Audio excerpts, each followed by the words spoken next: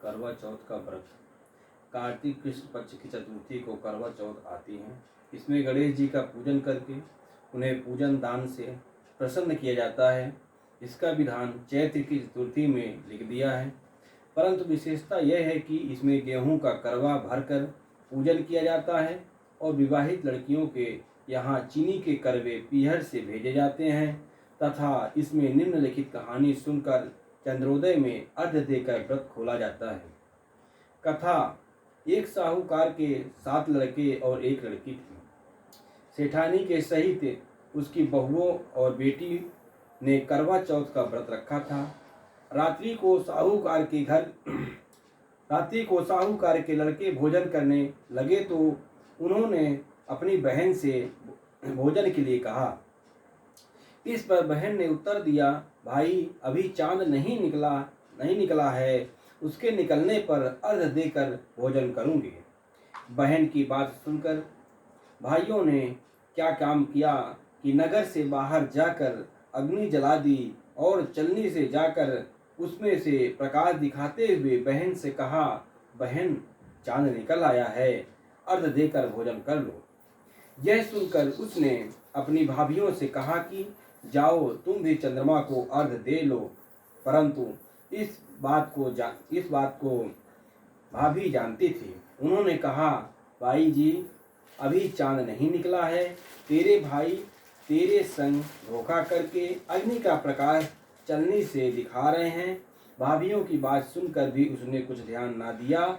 वह भाइयों द्वारा दिखाए गए प्रकाश को ही अर्घ्य देकर भोजन कर लिया। इस प्रकार व्रत भंग करने से गणेश जी उस पर अप्रसन्न हो गए।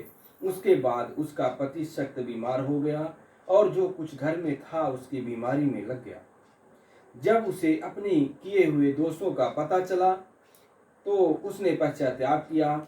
गणेश जी की प्रार्थना करते हुए विधि विधान से पुनः चतुर्थी का व्रत रखना आरंभ कर दिया। श्रद्धानुसार सबका आदर करते हुए सबसे आशीर्वाद ग्रहण करने में ही मन को लगा दिया। इस प्रकार उसकी श्रद्धा भक्ति सहित कर्म को देखकर भगवान गणेश उस पर प्रसन्न हो गए और उसके पति को जीवन दान देकर उसे आरोग्य करके पश्चात धन संपत्ति से युक्त कर दिया। इस प्रकार जो छल कपट को त्याग कर श्रद्धा से भक्ति से चतुर्थी का व्रत करेंगे वे सब प्रकार से सुखी होते हुए क्लेशों से मुक्त हो जाएंगे। गणेश जी की विनायक जी की कहानी। एक अंधी बुढ़िया थी जिसका एक लड़का और लड़के की बहू थी। वो बहुत गरीब था। वह अंधी बुढ़िया नित्य प्रति गणेश जी की पूजा किया करती थी। गणेश जी साक्षात सम्मुख आकर कहते थे कि बुढ़िया माई तू चाहे सो मांग ले। बुढ़िया कहती थी मुझे मांगना नहीं आता, सो कैसे क्या मांगूं। तब गणेश जी बोले कि अपनी बहू बेटे से पूछ कर मांग ले। तब बुढ़िया ने अपने पुत्र और बहू से पूछा तो बेटा बोला कि धन मांग ले और बहू ने कहा कि पोता मांग ले। तब बुढ़िया ने सोचा कि बेटा बहू तो अपने मतलब की बातें कर रहे हैं, अतः उस बुढ़िया ने पड़ोसियों से पूछा तो पड़ोसियों ने कहा कि बुढ़िया तेरी थोड़ी सी जिंदगी है, क्यों मांगे धन और पोता, तू तो केवल अपने नेत्र मांग ले जिससे तेरी शेष जिंदगी सुख से व्यतीत हो जाए। उस बुढ़िया ने बेटे और बहू तथा पड़ोसियों की बात सुनकर सोचा जिससे बेटा बहू और सबका भला हो वह मांग लूं और अपने मतलब की चीज भी मांग लूं। जब दूसरे दिन श्री गणेश जी आए और बोले, बोल बुढ़िया क्या मांगती है, हमारा वचन है जो तू मांगेगी सो पाएगी।